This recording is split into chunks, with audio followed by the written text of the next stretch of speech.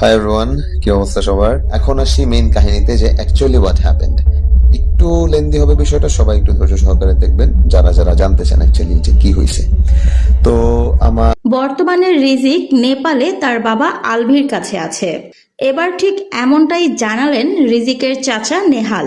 জন্মদিনের পর থেকেই রিজিকের কোনো খোঁজ মিলছে না। কয়েকবার রিজিকের দাদা বাড়িতে গিয়েছেন ইকরার বান্ধবীরা, কিন্তু রিজিককে তারা খুঁজে পাননি। তাছাড়া বাসাও তালাবন্ধ। রিজিকের নানিও নাতির সাথে কথা বলতে পারছে না। তবে এবার জানা গেল রিজিক দেশেই নেই, সে তার বাবা আলভির কাছে আছে। আর এ খবর নিশ্চিত করেছেন রিজিকের চাচা নেহাল। জন্মদিনে বাবা এবং মা কাউকেই পাননি রিজিক।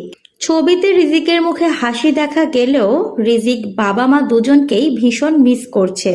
আলভি রিজিককে বুঝিয়েছেন কাজ শেষ করে খুব তাড়াতাড়ি রিজিকের কাছে চলে আসবেন আলভি। কিন্তু আলভি আসতে না পারার কারণে রিজিককে আর বুঝিয়ে রাখা যাচ্ছিল না। রিজিক ভীষণ কান্নাকাটি করে অসুস্থ হয়ে পড়ে। বেশ কয়েকদিন ধরে রিজিক ঠিকমতো খাওয়া দাওয়া করছিল না। এমন পরিস্থিতিতে রিজিককে একা রাখা প্রায় অসম্ভব হয়ে পড়ছিল।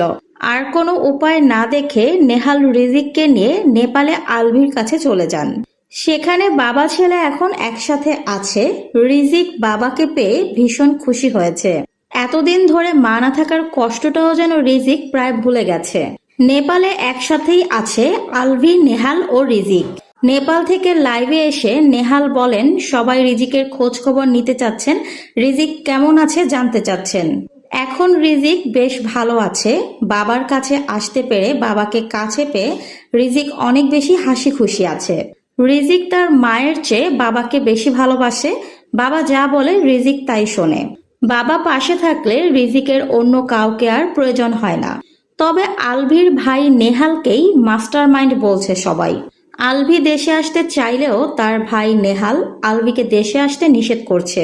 নেহালের কথাতেই রিজিক তার মায়ের মুখ দেখতে পারেনি।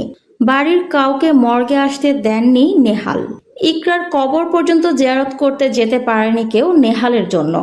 এখন আবার হঠাৎ করে রিজিককে নিয়ে নেপালে চলে গেছে নেহাল।